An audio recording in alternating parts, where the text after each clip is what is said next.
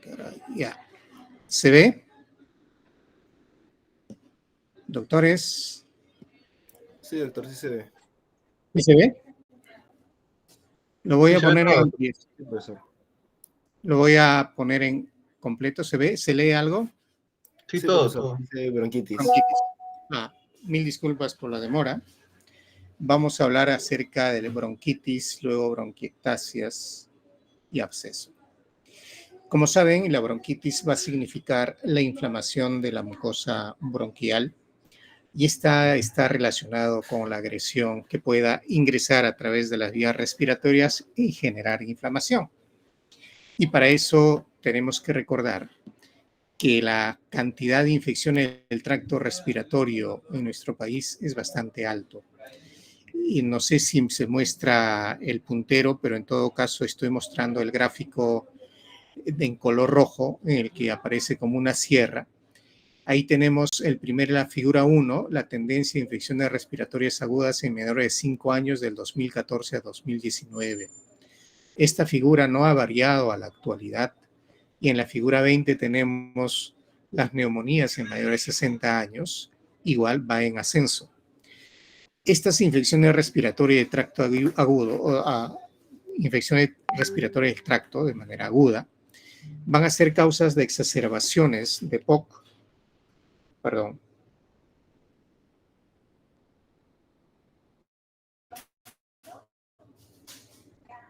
van a ser causa de exacerbaciones de POC, van a aumentar la morbilidad, mortalidad y los costos de atención.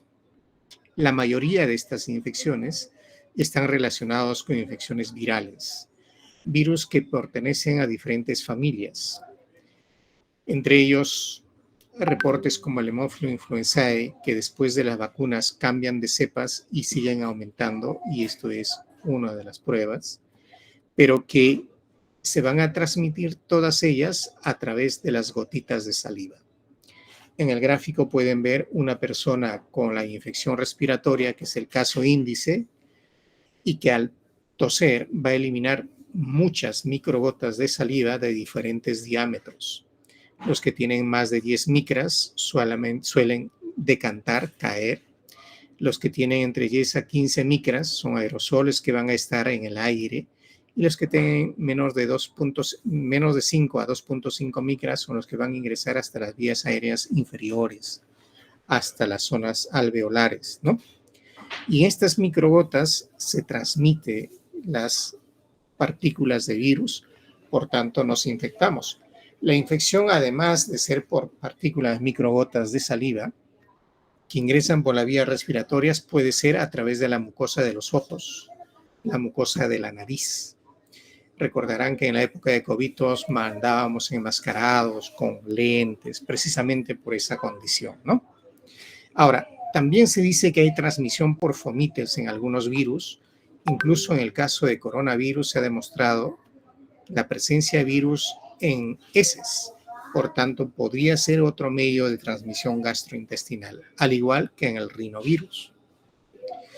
Hay algunos virus que modifican su condición de patogenicidad de acuerdo a las condiciones ambientales. Los que mejor sobrevida tienen a humedad alta, como nuestra ciudad en Lima, que está por encima del 80% de humedad, son los adenovirus y los renovirus. Los que sobreviven menos a la humedad alta es la influenza y la parainfluenza.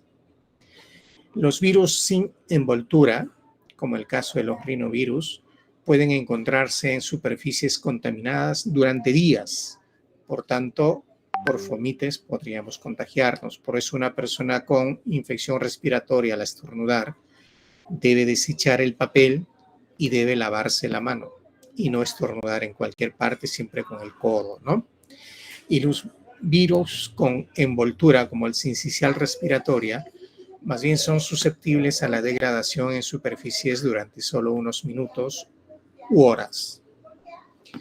Este es un gráfico que saqué de la web acerca de la prevalencia estimada de virus e infecciones respiratorias agudas en adultos. Miren, a la cabeza va virus sincicial respiratorio, luego viene influenza, rinovirus, adenovirus, parainfluenza y coronavirus. Saben muy bien que todos los años sale vacuna anti-influenza para evitar precisamente esa infección. Y ya pronto están lanzando el virus para el sincicial respiratorio, de manera que estas dos prevalencias altas podrán evitarse. Significa entonces que hay una necesidad de vacunar a la población respecto a estos virus. Lo que nos genera la infección de estos virus vienen a ser síndromes clínicos, ¿no? El resfriado común, la faringitis, la laringitis o croup en las vías respiratorias altas. En las vías respiratorias bajas, la traqueitis, bronquitis, que es nuestro motivo de clase, la bronquiolitis en los niños termina en neumonía. Cada uno de estos segmentos tienen prevalencias de virus. Por ejemplo, en las vías altas tendremos más rinovirus, coronavirus, adenovirus para influenza, el metaneumovirus y la influenza, ¿no?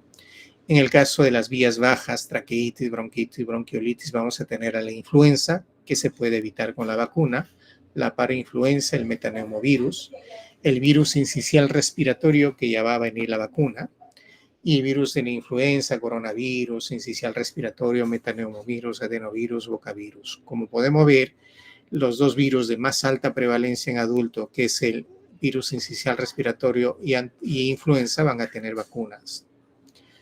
Bien. En el caso de traqueitis y bronquitis, pues usualmente es una infección autolimitada del epitelio traqueal y bronquial sin señales de neumonía. Se va a caracterizar por tos aguda con o sin producción de esputo. Los agentes más comunes, como lo dijimos, es los virus. En menos del 10% están causados por bacterias, ¿no? Las bacterias atípicas como Mycoplasma pneumoniae, Clamidia, Paraneumoniae y Bordetella pertussis. A propósito, en este momento de cambio de estación está aumentando los casos de Bordetella pertussis. Uno por inmunosenescencia en adultos, es decir, su vacuna, la inmunidad que tenían está envejeciendo y necesita un refuerzo. Y otro en los niños por la población antivacuna, en aquellos niños que no los han vacunado. Y esta Bordetella pertussis da una tos exigente de golpe intenso, ¿no? Como parte del contexto de la bronquitis. Muy bien. Ahora, la bronquitis aguda va a tener síntomas hasta por 3 semanas. Se caracteriza por fiebre, artalgias, osteomialgias, tos seca o a veces productiva. Usualmente va a decir, cuando vienen a la consulta, he tenido un poquito de estornudos, me duele la garganta, he tenido fiebre, a veces no, sudoración, pero con los días esa infección de la parte alta me ha bajado al pecho. Eso quiere decir que ya está con una traqueitis y bronquitis propiamente, ¿no? La tos es autolimitada, sin embargo, algunas son tan intensas que hasta ocasiona fracturas costales, ¿no? Incrementa cefalea por aumento de la presión intracraneal. Puede incluso haber escape de orina, sobre todo en las damas o adultos mayores, por incremento en la presión abdominal, porque cada golpe de tos significa incremento en las presiones en estas cavidades. En la fase inicial, entre 1 y 5 días, van a tener fiebre, osteomialgias y malestar general, y es la fase activa de contagio, ¿no? Desde 2 o 3 días previas al inicio de síntomas hasta los 5 o 7 días están contagiando. De ahí el contagio va a ser cada vez menos. Algunas veces en la fase prolongada, la tos que va a durar hasta 3 semanas, y algunas de ellas pueden ir con sibilancias, es decir, generan una hiperreactividad bronquial. No necesariamente significa condición de asma. Sin embargo, el 40% de estos pacientes pueden tener el VEP-1 en menos del 80% y normalizan luego de 2 a 3 semanas. Las bronquitis agudas recurrentes, las personas que tienen bronquitis, en ellos sí hay que descartar la posibilidad de asma, porque estas infecciones podrían reactivar condiciones subyacentes de asma, y eso va más o menos en el 34% de los casos. Para poder definir si existe o no neumonía, pues hay que valorar si el paciente tiene una frecuencia cardíaca menor de 100, respiratoria menor de 24 y temperatura menor de 38, propiamente no va a ser neumonía, pero si va a ser al revés, frecuencia cardíaca mayor de 100, respiratoria mayor de 24, temperatura, probablemente ya nos haga una neumonía. Entre los microorganismos causantes de bronquitis aguda tenemos, como dijimos, virus sincicial respiratorio, que es el más frecuente en adultos, además de la influenza, y se presenta más en adultos mayores de la tercera edad, donde su inmunidad ha envejecido, no tiene protección, ¿no? Usualmente en casas de reposo o aquellos con enfermedades cardiopulmonares de base, fibrosis, asma, que va a agravar la situación. La Bordetella pertussis, que es una condición bacteriana, va a durar con una incubación de 1 a 3 semanas y afecta principalmente a adolescentes, adultos jóvenes. De 12 a 32% de ellos van a tener tos por más de 2 semanas de duración y todos positivos a Bordetella pertussis. El tratamiento de infecciones virales son los antivirales. Se plantea el uso de oseltamivir, se plantea el uso de zanamivir, pero lo que ha demostrado es que estos antivirales solamente disminuyen en 12 horas la sintomatología, por tanto el retorno laboral. El costo-beneficio es bastante alto para 0.5 días de mejoría más anticipada respecto a las condiciones habituales. Lo importante en las bronquitis ocasionadas por los virus es la vacuna antiinfluenza. Tenemos vacuna antiinfluenza A y B, y estas cepas cambian de estación en estación, ¿no? Idealmente debiéramos vacunarnos en marzo, abril, cuando está iniciando otoño, y sobre todo cuando inicia la escolaridad, porque los virus se intercambian bastante rápidamente a través de los niños en las cunas, en los nidos, en los colegios, ¿no? Y con ellos llevan a casa afectando a los adultos, sobre todo adultos mayores. En lo que respecta a la bronquitis crónica, obviamente esto tiene más tiempo de presentación y la definición es que debe presentar tos la mayoría de los días del mes, de la semana, al menos durante 3 meses y por 2 años consecutivos. La mayoría de los días de la semana, no es mes, días de la semana, al menos durante 3 meses al año y por lo menos 2 años consecutivos. Esa es la definición de bronquitis crónica. Si está resaltado en negrita, suele ser pregunta de examen. Se caracteriza por una tos sin aparente causa alguna o generada por otra enfermedad. Puede tener moco, blanquecina, salvo que se exacerbe. La mucosa en este caso va a estar inflamada, a veces hasta cicatrizada. Hay moco atrapado, a veces salen tacos, podría generar obstrucción, disminución del flujo de aire, y la eliminación siempre va a ser difícil. Mientras más moco se acumula, hay colonización bacteriana, sobreinfección bacteriana. Y es más frecuente en personas mayores de 40 años, ¿no? Que caracteriza entonces por tos productiva persistente, necesidad frecuente de aclaramiento de la garganta, la famosa carraspera y en ocasiones disnea. Esa es la diferencia entre bronquitis crónica y enfisema. Respecto a sintomatología, tos productiva en bronquitis crónica, en enfisema es un signo tardío cuando hay una infección. La disnea es tardía en bronquitis crónica, pero en enfisema va a ser presente. Las sibilancias en ocasiones en bronquitis crónica, mínimas o nulas en enfisema. Tórax en barril en ocasiones en bronquitis crónica, pero sí en enfisema en condiciones mínimas. Expiración prolongada en ambos, bronquitis crónica y enfisema. Hipoventilación crónica frecuente en bronquitis crónica y infrecuente en enfisema. Policitemia frecuente en bronquitis crónica, tardío en enfisema, y cor pulmonale frecuente en bronquitis crónica y tardío en enfisema. ¿Alguna pregunta hasta acá?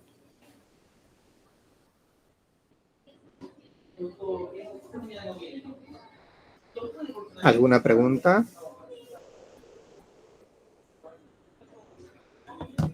Bueno, continuamos. Las bronquiectasias se definen como las dilataciones anormales e irreversibles de los bronquios con alteración del epitelio ciliar.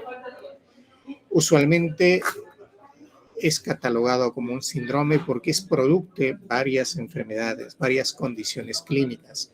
No es una nosografía propia.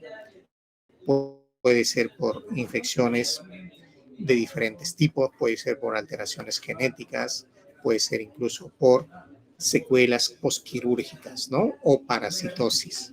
Clínicamente se diferencian de bronquiectasias fibroquísticas y no fibroquísticas. Las fibroquísticas son las relacionadas a enfermedades genéticas y las bronquiectasias no fibroquísticas es el resto de las bronquiectasias que se presentan. Generalmente se identifican cuando están cursando con un cuadro infeccioso y la forma de diagnosticarnos es con una tomografía, ¿no? Las causas de la bronquiectasia pueden ser por virus, pueden ser por diferentes bacterias, infecciones bacterianas, desde estafilococcus, klebsiella, micobacterias, sea tuberculosis, no tuberculosis, obstrucciones bronquiales intrínsecas por estenosis cicatriciales o broncolitiasis, o aquellas asociadas a enfermedades sistémicas, ¿no? AR, lupus, síndrome de Marfan, enfermedad intestinal inflamatoria, o aquellas que tienen disfunciones ciliares, en el que hay problemas incluso de fertilidad como el Cartagener, fibrosis quística, ya hablamos por alteración de cromosoma 57, inhalación de gases tóxicos, aspergilosis broncopulmonar invasiva, que también genera síntomas de sibilancias y bronquiectasias. En aquellos que tienen déficit de alfa-1 antitripsina, va a generar bronquiectasias o enfisema. Y en el síndrome de uñas amarillas, en el que va a haber linfedema, derrame pleural y coloración amarilla de uñas, y el 40% de ellos está asociado a bronquiectasias. La clasificación de bronquiectasias lo hizo la doctora Rey todavía en el año 50 y se mantiene, ¿no? Se clasifican en cilíndricas, como pueden ver en la anatomía patológica, dilataciones bronquiales importantes, en la tomografía también se visualiza, son lineales.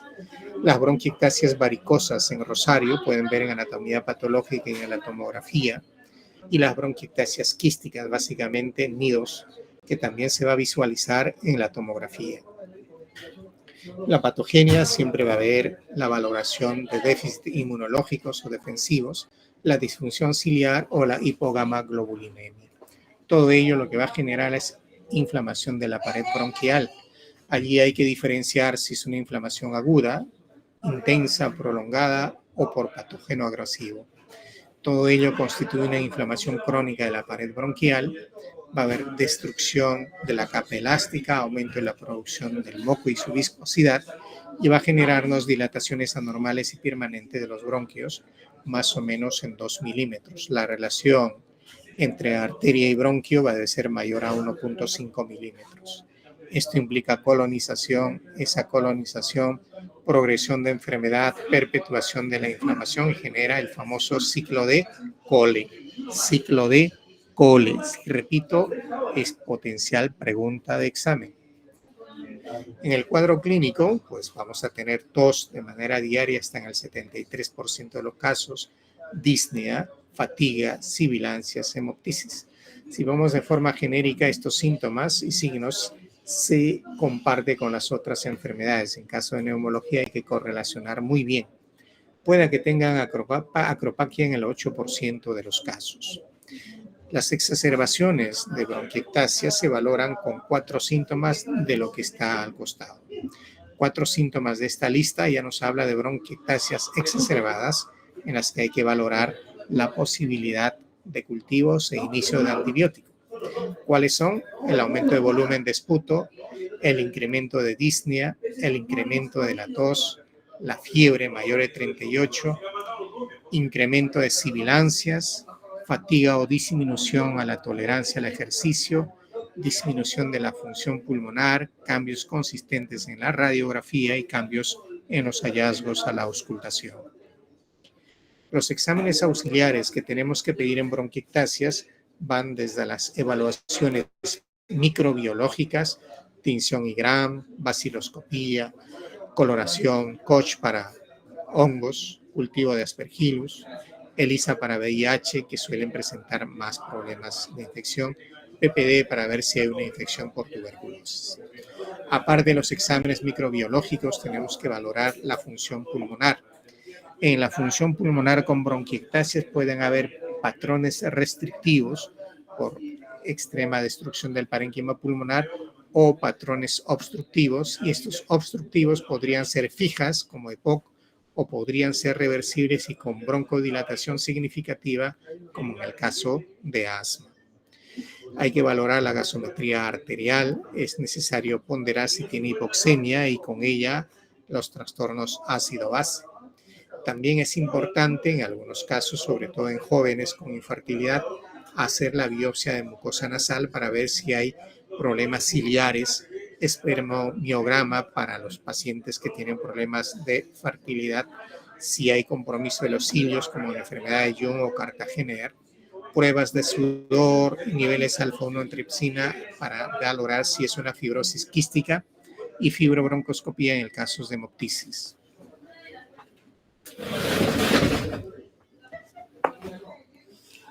En las imágenes, la radiografía ayuda, sobre todo cuando las lesiones ya son bastante avanzadas, más floridas.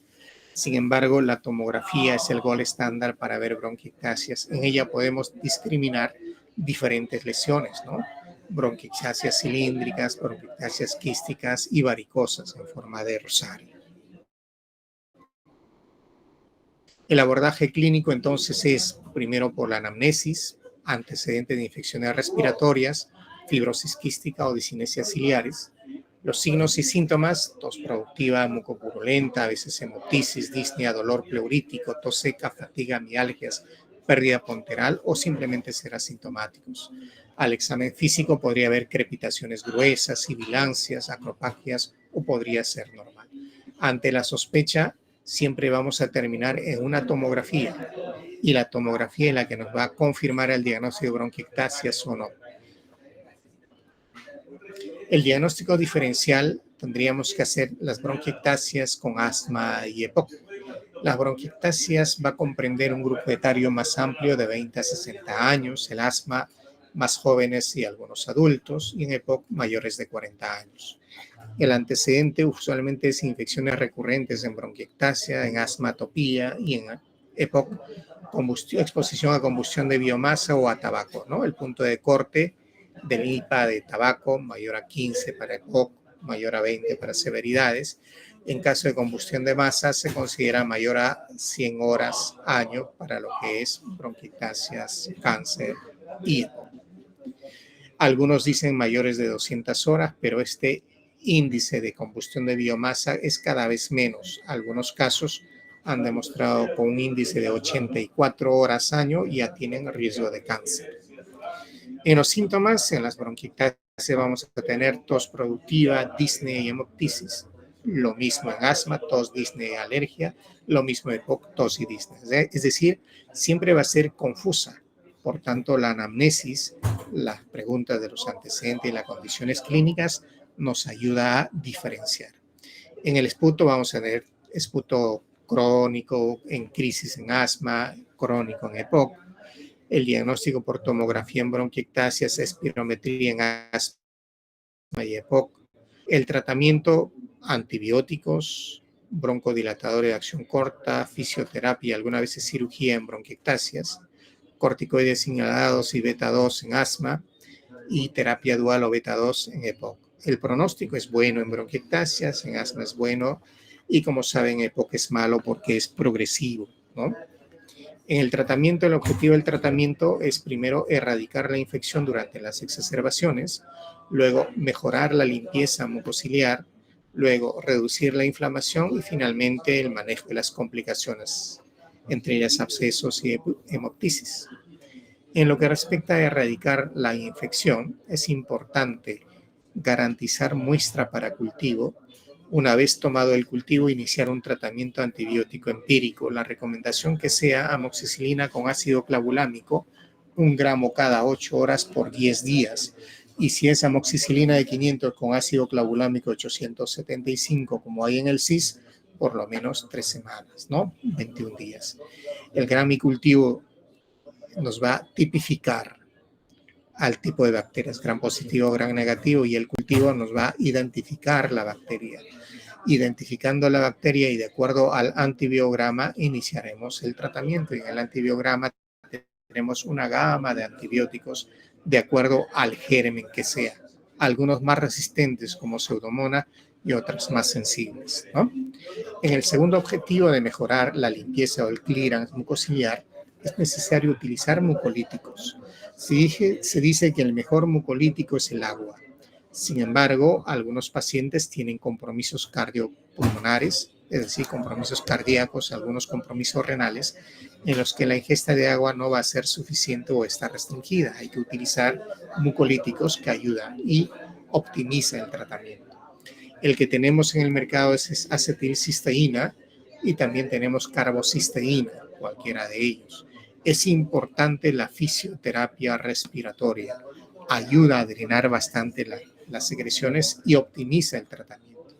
Y muchos de ellos necesitan un beta-2 de acción corta, es decir, salbutamol para broncodilatar y eliminar la limpieza mucociliar. En lo que respecta a la reducción de inflamación, actualmente se utilizan corticoides inhalados o en su defecto macrólidos. En el caso de acitromicina hay estudios que demuestran la calidad de vida y sobrevivencia mayor y mejor con uso de macrólidos. Utilizando macrólidos, en el caso acitromicina, 500 o 250 miligramos 3 veces por semana, se rompe el ciclo de la inflamación y se mejora la calidad de vida. Recuerden que en algún momento les comenté como tarea que valoren cuáles son las funciones de la acitromicina o los mecanismos de acción porque tiene actividad inmunomoduladora. Son como 6 a 8, sería bueno que lo revisen. En lo que respecta al manejo de complicaciones, básicamente por hemoptisis, porque en estas bronquiectasias pueden haber aneurismas de Rasmussen que sangran y sangran, pero también puede haber infestaciones de hongos, ¿no? En este caso, micetomas o aspergilomas, que la única posibilidad de un sangrado activo es la quirúrgica o embolización perentoriamente en espera de una planificación quirúrgica. La embolización usualmente a las arterias pulmonares, donde van a sangrar, es perentorio, ¿no? Esto es la inmunidad innata, cómo acciona la inflamación en los bronquios, por lo que perpetúa el ciclo de Cole, y es en esta cascada de reacciones de citocinas en que interviene reduciendo esos niveles la acitromicina en cada una de estas citocinas. Entonces, aquí tienen las funciones de la acitromicina. Reduce la quimiotaxis de los neutrófilos, limita la producción de superóxido, reduce la producción de moco, estimula la actividad fagocítica de los macrófagos alveolares, aumenta la apoptosis de linfocitos, reduce la producción de citocinas implicadas en procesos inflamatorios por intermedio de interleuquina 8, factor de necrosis tumoral alfa. A nivel de poblaciones bacterianas, inhibe la formación de biofilm y altera el quorum sensing, que es el lenguaje entre bacterias para su comunicación e intercambio de genes. Por tanto, es beneficiosa en todas las panbronquiolitis, fibrosis quística, bronquiectasias, bronquiolitis obliterante, en EPOC, que son tabáquicos, en algunas condiciones de asma y algunas condiciones de neumonía. Las bronquiectasias evalúan su condición de mortalidad o morbilidad a partir de algunos índices. Entre ellos tenemos a la escala FACE o IFACE, que valora mortalidad o severidad, y también tenemos el índice de severidad de bronquiectasias, que es el BCI, pero tiene varios indicadores, ¿no? En el caso de IFACE, que viene es exacerbación más al resto de los parámetros, tenemos acá, primero, valorar si está colonizado por Pseudomonas aeruginosa o no. Si lo está, se puntúa con 1. Si la disnea, de acuerdo a la escala de MMRC modificada, está mayor de 2, es decir, 3 a 4, es un punto, menor es 0. El BEF-1, si es menor de 50, es 2 puntos. La edad, si es mayor de 70, es 2 puntos. El número de lóbulos involucrados, si es mayor a 2 lóbulos, es 1 punto. El número de exacerbaciones en el año es mayor de 2 o una hospitalización, es 1 punto. Cuando todo esto suma de 3 a 4 puntos, estamos hablando de una condición moderada. Cuando es mayor a 5 puntos, es una condición severa con alta posibilidad de mortalidad, y por ello la intervención que tenemos que tener. Por otro lado, en la fibrosis quística, el gen CFTR está alterado en diferentes localizaciones. Una de las más frecuentes es el gen 57-54. Dependiendo del tipo de alteración de gen, es que va a haber una manifestación más aumentada o menos aumentada. Para estos casos se utiliza la triple terapia con bastante beneficio. Lamentablemente todavía no tenemos en el mercado. En el grupo de bronquiectasias fibroquísticas que está manejando en el hospital, el doctor Ra está haciendo su solicitud para esto. Y uno de ellos incluso ha fallecido mientras demoraba la compra, ¿no? Muy bien. Respecto a absceso pulmonar, tenemos que recordar que es un proceso necrótico del parénquima pulmonar. Hay que diferenciar de lo que es empiema pleural.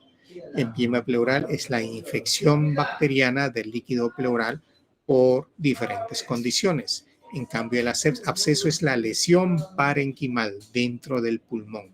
¿De acuerdo? Hay una gran cantidad de material purulento, como está comunicada con vías respiratorias, hay niveles hidroaéreos que generan un nivel, ¿no? Y eso caracteriza a la condición de absceso.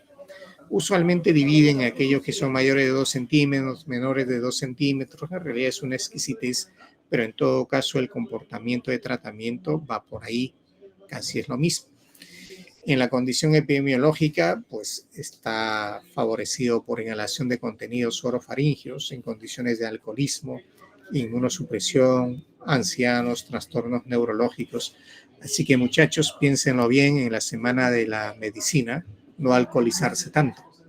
Los adultos mayores, por compromiso neurosensorial, van a tener microaspiraciones o aspiraciones, incluso reflujo gastroesofágico, ¿no? Es muy frecuente en personas de 60 a 80 años, aquellos que tienen trastornos neurológicos mucho mayor. La relación de prevalencia entre varón y mujer va a ser 5 veces más en el varón que en la mujer.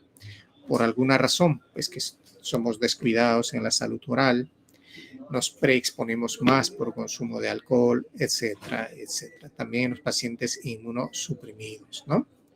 La clasificación, absceso agudo se dice en menos de 6 semanas, crónico mayor de 6 semanas, primario puede ser único en el 80% de los casos, asociados a aspiraciones, secreciones orofaríngeas o postneumonía.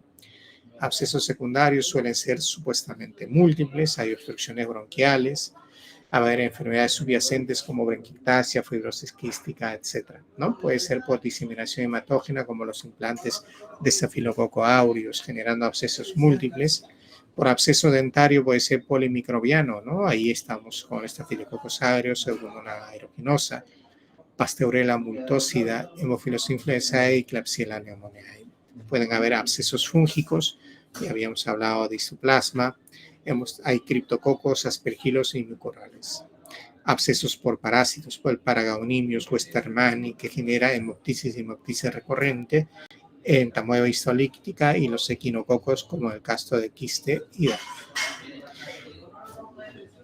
En la fisiopatología va a haber un componente aspirativo. En los casos aspirativos, en 24 a 48 horas genera neumonitis y en 2 a 3 semanas focos de necrosis. Esta radiografía es de un paciente vendedor de ferretería que los fines de semana le gustaba festejar. Tomó tanto que se quedó dormido, tenía fiebre, pensó que le había pasado el frío, tomó sus pastillitas de ibuprofeno y a la semana vino con tos, expectoración purulenta y fiebre persistente. Aquí tienen el absceso en el óvulo superior, segmento 2, con nivel aéreo, ¿no? Por aspiración.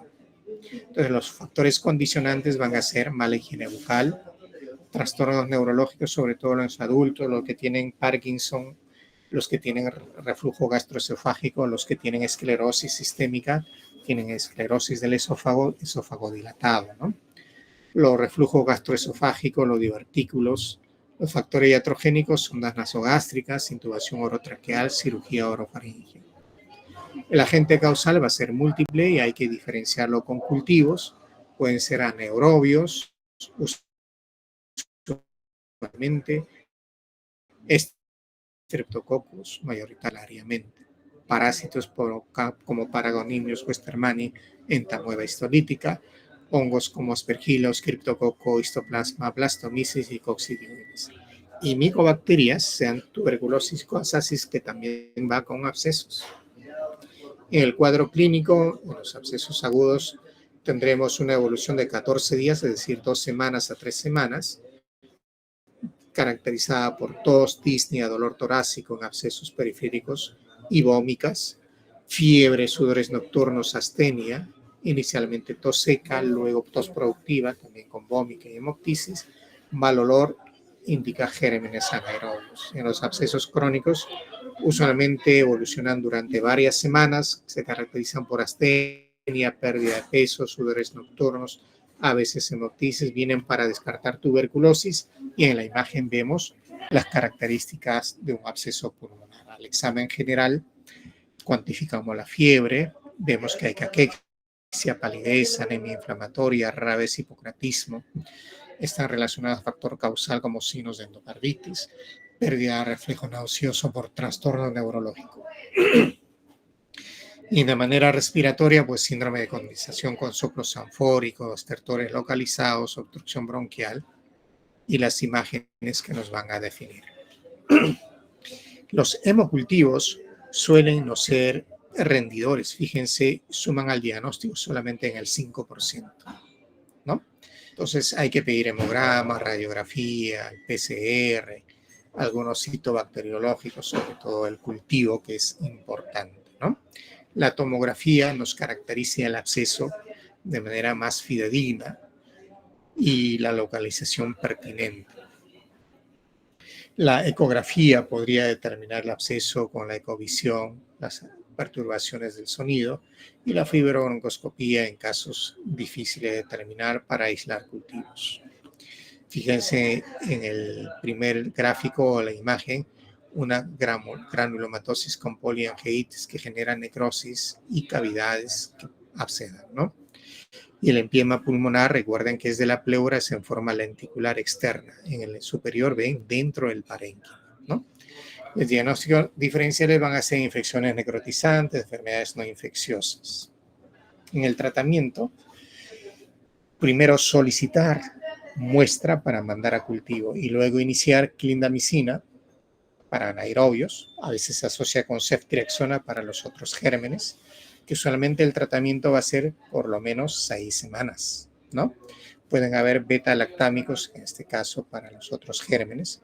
Algunos utilizan metronidazol, con clindamicina y ceftriaxona van bien, pero si estos son resistentes, se echa mano a piperacilina, tazobactam, o dependiendo de las condiciones, se escala a vancomicina o meropenem. Es importante en los abscesos pulmonares, al igual que en bronquiectasia, la fisioterapia para el drenaje postural. Algunas veces hacen drenaje transcutáneo con pigtail por radiología intervencionista. Usualmente no se recomienda colocar tubos porque se generaría fístula y terminaría en ventana torácica, comunicación de las vías aéreas rompiendo el parénquima, la pared tórax y el aire. Se colapsa el pulmón, viviría solo con pulmón. El drenaje endoscópico en algunos casos y el tratamiento quirúrgico en muchos otros con complicaciones. Aquí hay una pregunta. Es un paciente que en julio de 2011 ha tenido tos exigente, expectoración purulenta, disnea, BK seriados negativos y antecedente de tuberculosis. ¿Qué será? ¿Cuál sería el diagnóstico? Pues viene a ser bronquiectasias post-tuberculosis infectadas. Se le da amoxicilina ácido clavulámico por 10 días, prednisona y ambroxol clenbuterol. Luego viene en condición de controlada la exacerbación con BK negativos, cultivos de BK negativos, espirometría con patrón mixto a predominio obstructivo. Se inicia tratamiento con acetromicina 250 miligramos lunes, miércoles, viernes, acetilcisteína, beclometasona más salbutamol como tratamiento inhalatorio. Recuerden, esto es julio 2011. Al control al mes se refiere a disminución marcada de tos, expectoración matutina y vespertina ocasional, no disnea, todavía hay sibilancias, sigue con acitromicina y salbutamol. En septiembre de 2011 a noviembre de 2013, tos esporádica, flema blanca, densa, matutina ocasional, no sibilancias, no disneas. Desde 2011, julio, a 2013, ya se ha ido controlando su condición clínica. Y la búsqueda de nuestra intervención es esa, mejorar la calidad de vida, mejorar la infección, ¿no? Muy bien, si tuviesen alguna pregunta, es momento de hacerlo.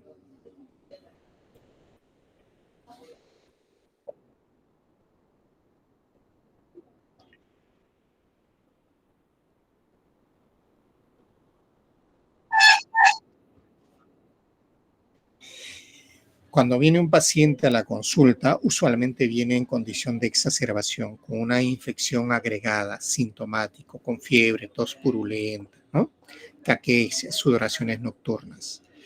Pides cultivo de secreciones, inicias el tratamiento antibiótico, le controlas en 10 o 2 semanas.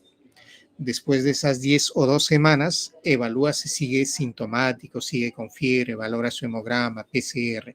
Si ya está controlado, significa que ese paciente ya no tiene sintomatología aguda. Y si no tiene sintomatología aguda, ¿qué tienes que hacer? Ayudarlo a que su condición de inflamación se controle, disminuya sus molestias. Esa disminución de molestias significa el tratamiento inmunomodulador, es decir, no le vas a dar acitromicina media tabletita cuando todavía está en condición aguda, le das cuando ya no está en condición aguda. ¿Cuánto tiempo le das? Dependiendo de la condición del paciente. Yo tengo pacientes que ya tienen 1 año sin mayor dificultad. Hay que considerar algunos efectos colaterales de la acitromicina. Uno es que prolongan el intervalo QT. Si prolongas el intervalo QT, obviamente que no lo vas a dar. Significa que tienes que tener una evaluación cardiológica para ver con el electrocardiograma. A los 3 meses a 6 meses hay que pedirles una audiometría porque también se ha descrito la posibilidad de hipoacusia. En algunos pocos pacientes podrían generar algunos tumores hematológicos, pero eso lo valoras desde un principio, ¿no? Entonces hay pacientes que puede dar 3 meses si todo controla y no tiene factores de riesgo, o prolongas a 6 meses o prolongas a 1 año. En el tratamiento de estos casos tienes que ir controlándolos. Ver si ya remiten, ha mejorado, puedes suspender. Si vuelven a aparecer, puedes instalar, ¿no? Otra pregunta.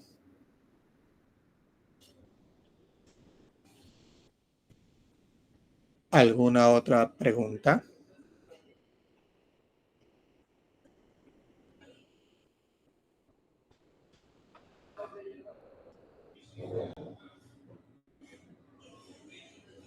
¿No hay más preguntas, doctores?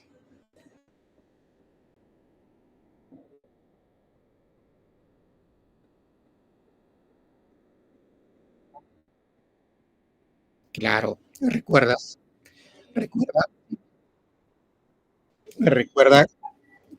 la sintomatología con que venía. Tos. Sí. ¿Qué más?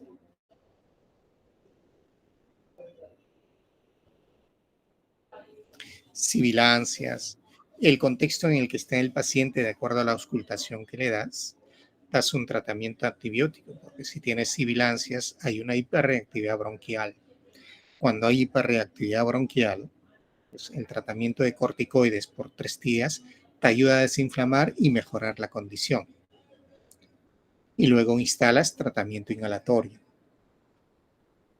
Es una bronquiectasia, secuela de TB, que ha ido con hiperreactividad bronquial, por eso el corticoide, ¿no? Otra pregunta.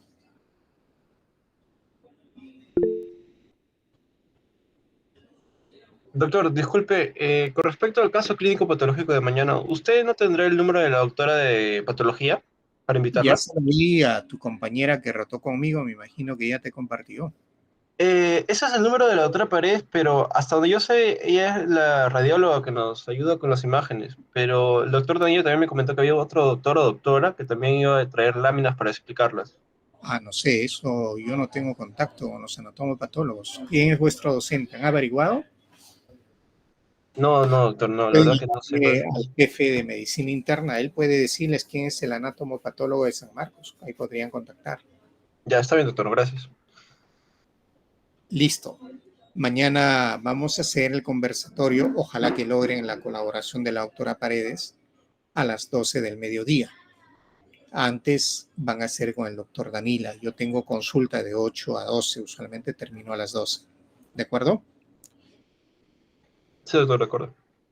Muy bien, si no hubiese preguntas, muchas gracias y nos vemos en el examen.